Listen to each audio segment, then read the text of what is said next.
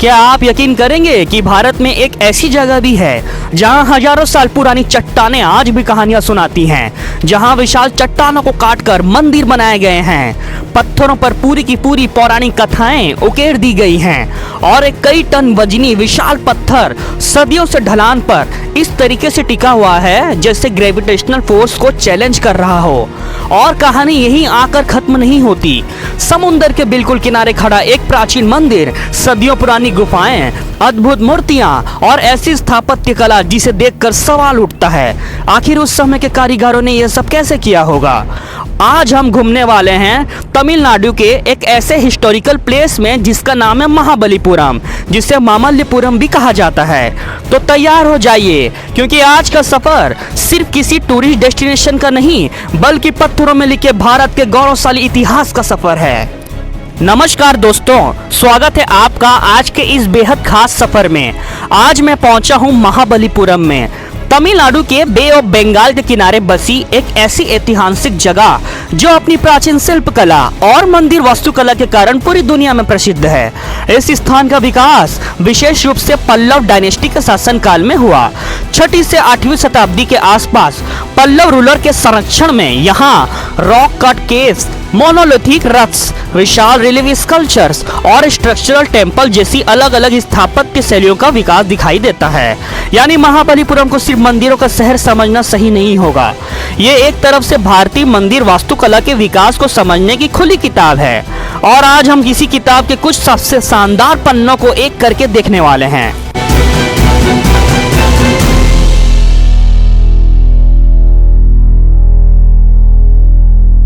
महाबलीपुरम को मामल्लपुरम भी कहा जाता है और इसका स्वर्णिम इतिहास पल्लव राजवंशों से जुड़ा है। विशेष रूप से पल्लव राजा नरसिंह वर्मन प्रथम का नाम महाबलीपुरम से ही जुड़ा है। उनका एक प्रसिद्ध उपनाम था मामल्य, जिसका अर्थ होता है महान पहलवान। इसी से मामल्लपुरम नाम को जोड़ा जाता है।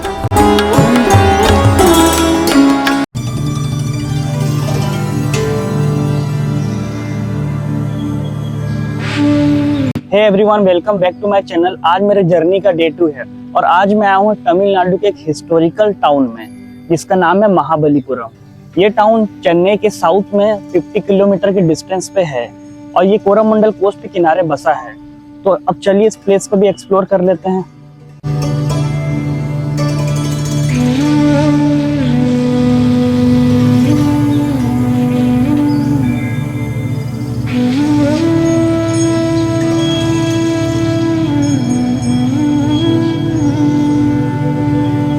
फाइनली मैंने इस टेम्पल का दर्शन कर लिया। इस टेम्पल के गर्भगृह में अनंत स्वामी विष्णु जी की मूर्ति है लेटे हुए मुद्रा में, जो काफी ज्यादा सुंदर और भव्य दिखती है। जब महाबलीपुरम का शोर टेम्पल समुद्र में डूब गया था तब यहाँ के लोगों के द्वारा कोई मंदिर नहीं बचा था पूजा करने के लिए। तब विजयनगर साम्राज्य के राजाओं ने इस मंदिर की स्थापना की ताकि लोग इस मंदिर की पूजा कर सके। अब हम चलते हैं giant open air rock relief की तरफ, जिसको 2 मोनोलिथिक रॉक बोल्डर्स में कार्व करके बनाया गया है। इस रिलीफ को क्रिएट किया गया था 7th सेंचुरी में to celebrate the victory of Pallava king Narasimha Varman I over the Chalukya emperor Pulakeshin II। इस रिलीफ का जो लेंथ है वो 29 मीटर है और जो ब्रेड्थ है वो 13 मीटर है, जो इसे बनाता है world largest open air rock relief. पहली नजर में यह आपको सिर्फ एक विशाल चट्टान दिखाई देगी, लेकिन थोड़ा करीब जाकर देखिए, इस पर मनुष्य हैं, देवता हैं, हाथी है, नाग है और अनेक जीव जंतु हैं। इसे आमतौर पर अर्जुन पेनेंस यानी अर्जुन की तपस्या या डिसेंट ऑफ द गेंजिस यानी गंगा के अवतरण से जोड़ा जाता है और यही इसकी सबसे दिलचस्प बात है। इसकी व्याख्या को लेकर अलग अलग मत है। एक व्याख्या के अनुसार यह महाभारत के अर्जुन को दर्शाता है, जो भगवान शिव को प्रसन्न करने के लिए कठोर तपस्या करते हैं ताकि उन्हें पशुपतास्त्र प्राप्त हो सके। तो दूसरी व्याख्या के अनुसार राजा भगीरथ, जो गंगा नदी को स्वर्ग से पृथ्वी पर लाने के लिए भगवान ब्रह्मा और शिव जी की उपासना करते हैं, जिसके बेस पर इस पैनल का नाम डिसेंट ऑफ द गेंजिस पड़ा। और यहाँ इन हाथियों को जरूर देखिए। पत्थर पर इतनी जीवंत आकृतियां बनाई गई हैं कि ऐसा लगता है मानो जैसे पूरा दृश्य हमारे सामने जीवित हो रहा हो। और यहाँ एक बेहद रोचक दृश्य भी है, तपस्या करती हुई बिल्ली और उसके आसपास चूहे। इसे देखकर ऐसा लगता कि कलाकार सिर्फ धार्मिक कथाएं ही नहीं दिखा रहे थे, बल्कि अपने काम में हास्य और सामाजिक संदेश भी जोड़ रहे थे। यही महाबलीपुरम की खूबसूरती है।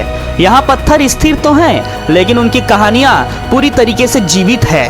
इस रॉक पैनल में टोटल 158 के आसपास कार्विंग की गई है। शिल्प में भगवान शिव, देवता, ऋषि मुनि, मनुष्य तथा अनेक पशुओं का चित्रण भी किया गया है। इन दोनों चट्टान के बीच की प्राकृतिक दरार या क्लेफ्ट को गंगा नदी का प्रतीक माना जाता है। पहले इस पर ऊपर से पानी बहाया जाता था, जिससे गंगा के अवतरण होने का दृश्य बनता था। यह भारतीय शिल्पकला और पौराणिक कथाओं का एक अद्भुत उदाहरण माना जाता है। और इस रॉक पैनल की सबसे शानदार चीज है इसकी डिटेलिंग।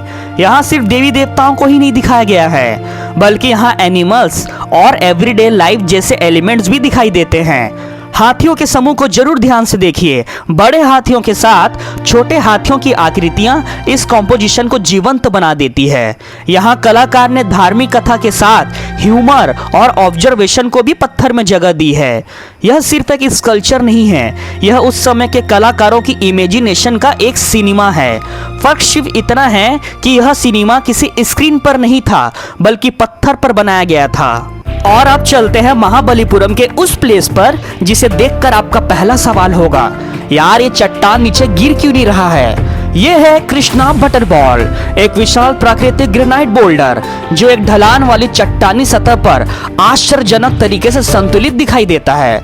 दोस्तों, कैमरा में आपको शायद इसका साइज पूरी तरह समझ में नहीं आएगा, लेकिन इसके पास खड़े होने के बाद पता चलता है कि यह कितना विशाल है। ऐसा लग रहा है कि बस थोड़ा सा पुश कर दिया जाए और ये नीचे गिर जाएगा, लेकिन ऐसा नहीं है। ये साहब तो लंबे समय से यही जमे हुए हैं। इस रॉक बोल्डर का नाम भगवान श्री कृष्ण के माखन प्रेम से जोड़कर देखा जाता है। According to Hindu scriptures, Krishna often stole butter from his mother butter handi. This may have led to the namesake of the boulder. लेकिन यह चट्टान खुद एक प्राकृतिक जियोलॉजिकल फॉर्मेशन है, यानी इसे किसी राजा ने यहाँ रखवाया नहीं था। प्रकृति ने खुद इसे यह अद्भुत रूप दिया है। महाबलीपुरम में इंसानों की बनाई इंजीनियरिंग तो है ही है, लेकिन यहाँ नेचर की इंजीनियरिंग भी किसी मास्टरपीस से कम नहीं है। महान पल्लव सम्राट नरसिंह वर्मन ने भी कई अटेम्प्ट किए इस रॉक बोल्डर को हिलाने की, पर यह रॉक बोल्डर टस से मस नहीं हुआ। इंडियन तमिल चोला किंग राजा चोला वन भी काफी इंस्पायर हुए थे इस मैसिव स्टोन बोल्डर के परफेक्ट बैलेंस से, जिससे इन्होंने इस रॉक बोल्डर को नाम दिया नेवर फॉलिंग मड डॉस, मतलब थंजावुर बोम्मई। सन 1908 में सिटी के गवर्नर आर्थर हैवलॉक ने सेफ्टी कंसर्न के चलते 7 हाथियों की मदद से इस बोल्डर को रस्सी से बांधकर मूव कराने की कोशिश की, बट वो भी नाकामयाब रहे। अब हम चलते हैं एंशियंट लाइट हाउस और व्यू पॉइंट की तरफ, और यहीं पर मौजूद है इंडिया का ओल्डेस्ट और सबसे प्राचीन लाइट हाउस, जो महिषासुर मर्दिनी केव टेम्पल की छत पर बना हुआ है। इस लाइट हाउस का नाम उल्लकनेश्वर टेम्पल है, और इस टेम्पल का जो रूफ है वो काफी ज्यादा फ्लैट है, जिसको एक समय में टू बर्निंग फायर पॉट की तरह इस्तेमाल किया जाता था to guide ancient maritime ships. इस लाइट हाउस से महाबलीपुरम को थोड़ा ऊपर से देखने का अनुभव भी काफी ज्यादा शानदार है। यहाँ लाइट हाउस वाले क्षेत्र से आसपास की प्राकृतिक और ऐतिहासिक लैंडस्केप का खूबसूरत नजारा देखने को मिलता है।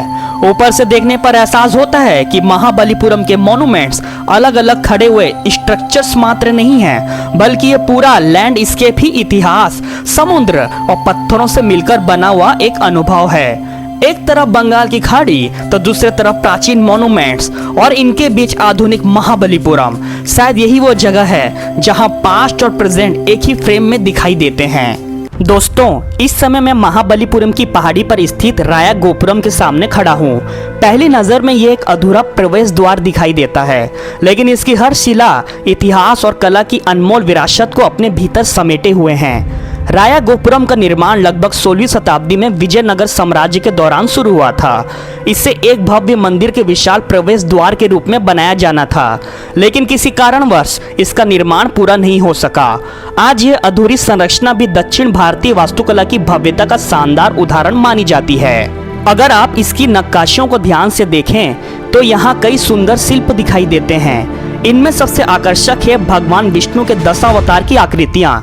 दशावतार का अर्थ होता है भगवान विष्णु के 10 प्रमुख अवतार, जिनके माध्यम से उन्होंने अलग अलग युगों में धर्म की रक्षा और अधर्म का नाश किया। इन 10 अवतारों में शामिल है मत्स्य, कूर्मा, वराह, नरसिंह, वामन, परशुराम, श्री राम, श्री कृष्ण, बुद्ध, लेकिन कुछ परंपराओं में बलराम और भविष्य में आने वाले कल्कि तक का उल्लेख मिलता है। इन नक्काशियों का उद्देश्य केवल सजावट नहीं था, बल्कि लोगों को धर्म, नीति और जीवन मूल्यों की शिक्षा देना भी था। उस समय मंदिर केवल पूजा का स्थान नहीं, बल्कि शिक्षा, कला और संस्कृति के केंद्र भी हुआ करते थे। इसलिए पत्थरों पर उकेरी गई ये कथाएं लोगों तक धार्मिक और सांस्कृतिक संदेश पहुंचाने का माध्यम भी हुआ करते थे।